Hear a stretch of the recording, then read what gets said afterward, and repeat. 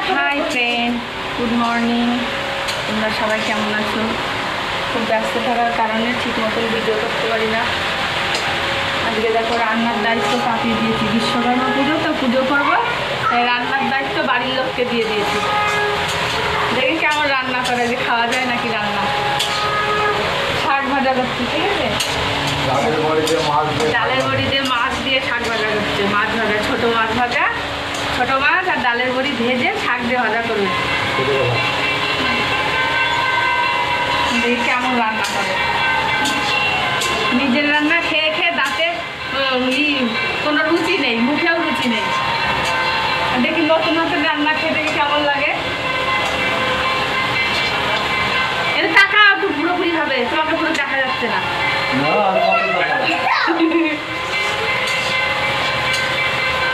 স্নান করা হয়ে গেল, এই যে পুজো হবে আমাদের বাড়িতে, পুজো হবে, সবাই যে স্নান টান করে রেডি হচ্ছে। ওই যে দেবস্মিতা